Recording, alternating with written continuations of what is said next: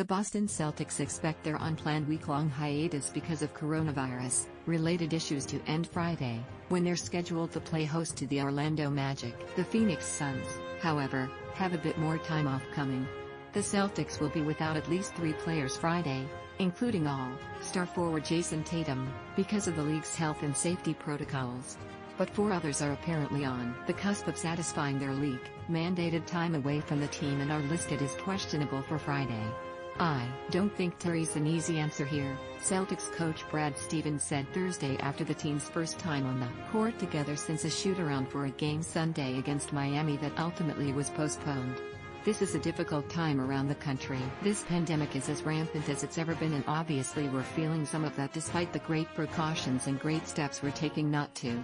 Meanwhile, the Indiana at Phoenix game scheduled for Saturday has been called off, the 9th such postponement since the week began. The Suns will not have enough players eligible to play, largely because of contact tracing issues, the NBA said. That decision means what would have been an entire 3-game Suns homestand was lost, at least for now. The earliest Phoenix will play again is Monday, when the Suns are scheduled to visit Memphis as part of the NBA's Martin Luther King Jr. Day schedule. So now it is certain that like the Celtics, will go at least a full week without a game. One bit of good NBA news Thursday on the COVID front: New Orleans' Zion Williamson, who couldn't play in the Pelicans' loss to the Los Angeles Clippers on Wednesday because of an inconclusive test, has since been cleared and is eligible to play Friday against the Los Angeles Lakers.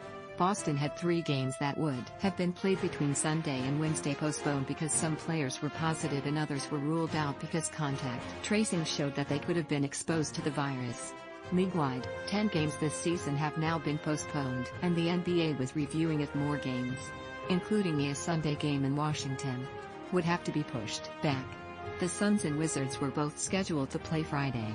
Those games were postponed because of contact tracing issues. "If you look at how our league is going, what's happening in our country, I don't think you can be surprised by anything," Magic coach Steve Clifford said. More tests are likely coming to the NBA, which revealed Wednesday that 16 players tested positive for COVID-19 in the past week. League officials, in a memo obtained by the Associated Press, have told teams that they are deciding whether to have additional game-day testing for players and referees. Teams in all 28 NBA cities have been told to investigate if there is a local lab that can process PCR tests relatively quickly. The extra tests would be conducted on game-day mornings and turn in results no later than 1 hour before tip-off. The league regimen already includes daily PCR tests for players and coaches, and rapid tests on game days.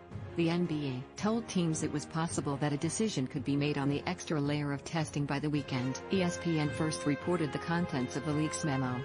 Boston's week-long hiatus, if it ends Friday as planned, would be the longest in the NBA so far this season. All 5 games on Thursday's slate went on as scheduled, so 5 teams, Portland, Philadelphia, Charlotte, Denver, and Indiana, that have now played 4 games since the Celtics last played one. "We're like everyone else," Stevens said. "We appreciate the opportunity together. We appreciate the opportunity to be together.